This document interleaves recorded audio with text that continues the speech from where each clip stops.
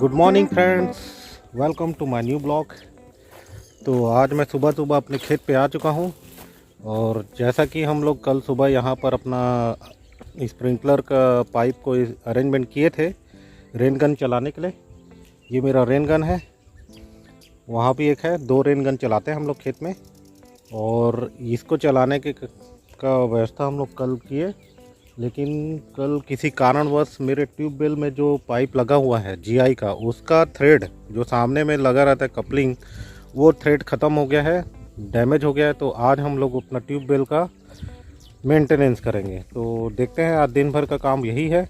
मौसम भी एकदम बदली टाइप का है। मौसम दिखा तो रहा था पानी गिरने के आसार हैं, लेकिन जब ज़रूरत पड़ता है तब कहाँ पानी मिलता है मुझे। अब जब ज़रूरत नहीं पड़ेगा तब तो पानी ही पानी मिलता है।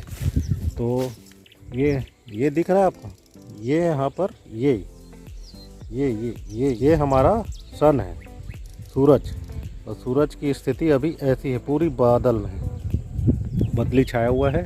देखते हैं, मौसम तो देखा जाए बहुत बढ़िया है, लेकिन पानी गिर जाता तो मैं ये काम नहीं कर पा। लेकिन जब पानी ज़रूरत नहीं पड़ता तो पानी ही पानी आता है। तो इसको निकाल के मुझे वापस रखना पड़ेगा ट्यूबवेल में। तो चलते हैं, वापस रखते हैं इसको निकाल के। तो ले चले इसको वापस हमें अपने ट्यूबवेल में रखना है। काफ़ी कॉस्टली प्रोडक्ट है, तो खेत में रख तो सकते नहीं हैं, नहीं तो चोरी होने का खतरा रहता है। तो इसे वापस अपने ट्यूबवेल में सुरक्षित रख देते हैं। जब चालू हो जाएगा तो वापस लगा लेंगे। ये तो फ़िलहाल इसका काम नहीं है, तो रखते हैं। काफ़ी भारी है, क्या करें, कुछ कुछ कामों को करना पड़ता है। और मैं ऐसे काम बहुत करता हूँ खेत में, लेकिन उसका ब्लॉग बना नहीं पाता। लेकिन कोशिश कर रहा हूँ कुछ कुछ पार्ट आपको शेयर कर सकूँ। तो रखते हैं दोस्तों।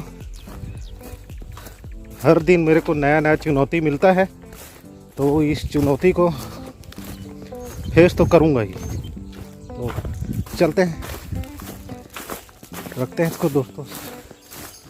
चलते भी नहीं मन रहे। तो आ गया है मेरा ट्यूबवेल।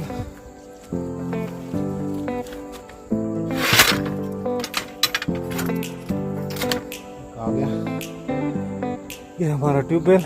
और यहाँ पर मैं बता रहा था ना, ये डैमेज हो गया।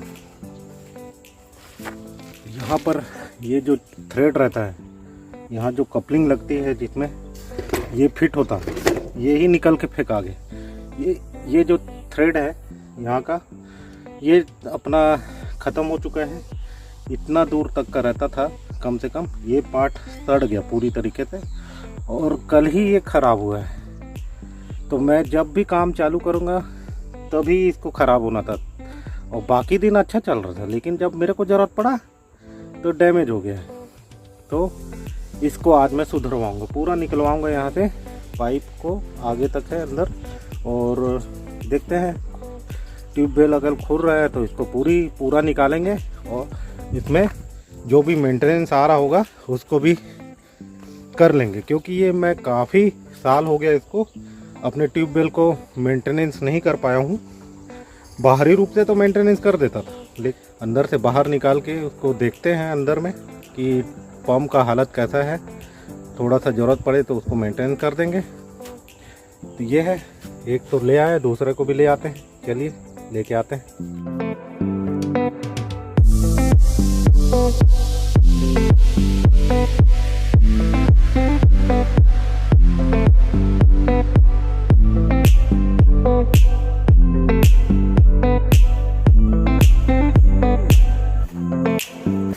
दूसरा भी ले आए।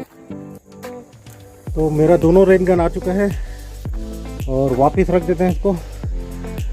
और बहुत थक गए दोस्त। मौसम अच्छा है तो क्या करें।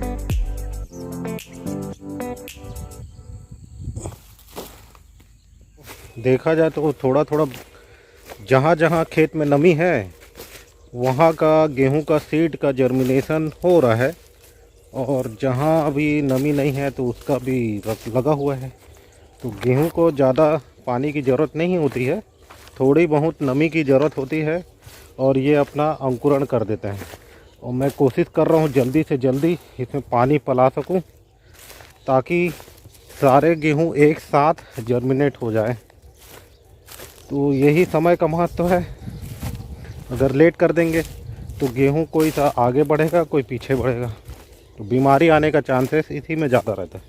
पानी देने का वैसे देखा जाए तो आधे घंटे में ही हो जाएगा मेरे रेन गन के द्वारा। अगर रेन गन अगर चलता तो ये आज हो गया रहता। चलते हैं आगे, मैं अपने खेत को देख लेते हैं थोड़ा सा। यहाँ तक आए हैं तो पूरा हाल चाल देख लेते हैं। ये सब जम चुका है, ये देखिए।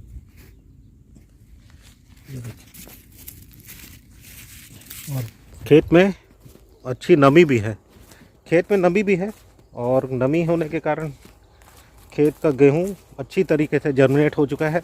और मेरे लिए अच्छी बात है कि इस खेत में मुझे पानी नहीं पिलाना पड़ा। तो इस खेत में भी हमने बर्रे डाला हुआ है, बर्रे। तो देखते हैं बिना पानी डाले जर्मिनेट हो गया है क्या। ये देखिए, ये जर्मिनेशन आ रहा है इसका, कुछ कुछ जगह दिख रहा है, नमी आया है खेत में तो जर्मिनेट हो गया है। भाई इसको पानी देना ही पड़ेगा। ये है, देखिए इधर है, इधर है।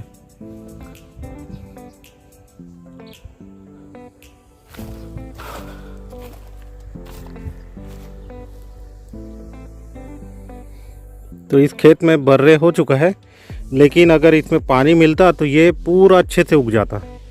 तो मैं कोशिश करूँगा कि इस खेत में भी पानी डल जाए। तो वैसे तो पानी डालने की ज़रूरत नहीं थी, लेकिन पानी डालना पड़ रहा है इसमें। चलिए आगे के खेत में देखते हैं क्या है।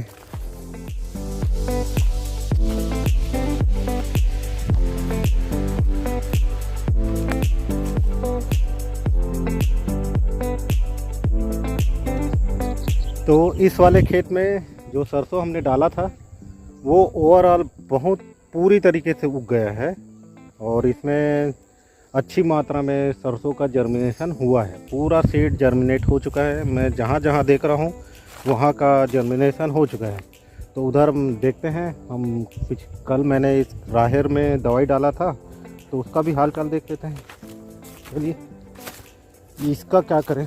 अभी खेत में पैरावट रखा हुआ है, वैसे तो जला देते हैं, लेकिन मैं खेत में इसे नहीं जलाऊंगा। इसे आखिरी में हम लोग इसको अपने पार वार में खाद वाद बनाने में काम में ले लेंगे।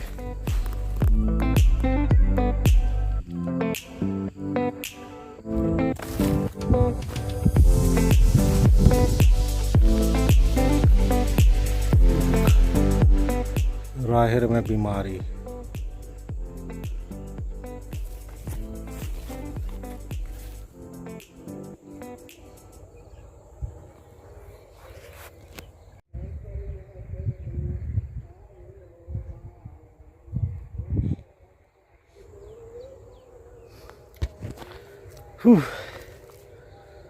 मेहनत देखिए दोस्तों, यही होता है।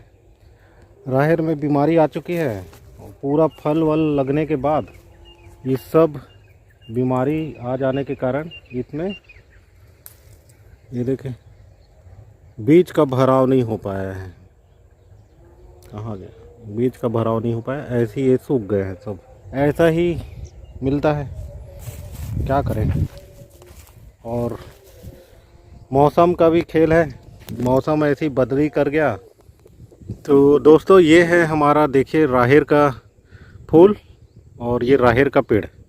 तो ये जैसे ये राहेर लगा हुआ है ऊपर में ये, और नीचे में भी जाएंगे तो आपको राहेर के फल दिखेंगे। ये जैसे ये है, तो ये जब पेड़ नीचे से यहाँ से बढ़ते हुए जब आता है, पहला स्टेज में जब ये आता है, पहला स्टेज का ही फल ये है। तो ये पहला स्टेज का फल बहुत ही मायने रखता है, जो शुरुआत में लगता है। तो ये लगने के बाद ये आगे इसका दूसरा स्टेज का फूल लगता है यहाँ पर आगे, ये जैसे है यहाँ पर।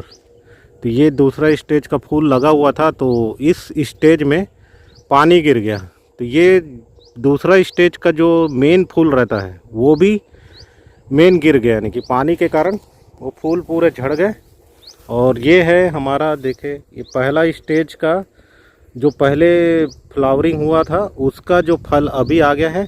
और दूसरा स्टेज में जब फूल लगने वाला था तो यहाँ पर पानी गिर जाने के कारण दूसरा स्टेज का पूरा फूल झड़ चुका है। तो ये अभी जो भी फल इसमें लगे हैं पहला स्टेज का ही लगा है, और इसके ऊपर वाला जो सेकेंड में लगता है वो फूल झड़ गए हैं। और आखिरी वाला जो स्टेज होता है आखिरी में जो ये अभी जो फूल रहा है, ये एक्चुअली में इसमें ये होता ज़रूर है, लेकिन इसमें जो भराव होता है, दाने का भराव ज़्यादा नहीं होता है, यानी कि आकार में छोटा होता है आखिरी स्टेज का। तो ये टाइम नहीं मिलता, यानी कि जब ये वाला पहला स्टेज में ही भराव आ जाता है, दूसरा स्टेज में भी आ जाता है, लेकिन तीसरा स्टेज में ये जो तीसरा स्टेज में जो उग रहा है यहाँ पर ये अभी इसको फूलेगा, फिर इसको फल लगने में और कितना टाइम लगेगा। तो इसमें ज़्यादा भराव नहीं आ पाता है।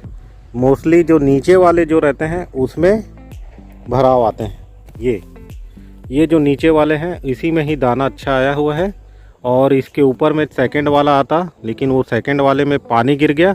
और ये तीसरा स्टेज का है जिसमें अभी फूल लग रहे हैं। अब इसमें कब फ्लावर आएगा, ये देखिए छोटा सा फ्रूट बन रहा है, फल बन रहा है। अब ये इसको टाइम लगेगा, 1 महीना 2 महीना, तो इतना टाइम तो नहीं मिलता है, नहीं तो पहला वाला सूख जाएगा। पहला वाला स्टेज का राहेर सूख जाता है। अगर तीसरा स्टेज को लेंगे ना अच्छा, तो पहला स्टेज का राहेर सूख जाएगा। तो हम लोग फर्स्ट स्टेज और सेकेंड स्टेज का राहेर को लेते हैं। थर्ड स्टेज का राहेर जितना आता है उसको ले लेते हैं, वो आकार में छोटा ही रहता है। ये देखिए ये वाले जगह में देखें, ये राहेर का पेड़ ऐसा गया है, ये देखिए। और यहाँ पर इसका पहला स्टेज का फल लगा है और दूसरे स्टेज का फूल तो उड़ गया। अब ये तीसरे स्टेज में अब ये इसका फ्लावरिंग हो रहा है। तो ये तीसरा स्टेज तो हमको मिलता ही नहीं ये सब। तो इस साल हमारा राहेर में ये नुकसान हुआ है।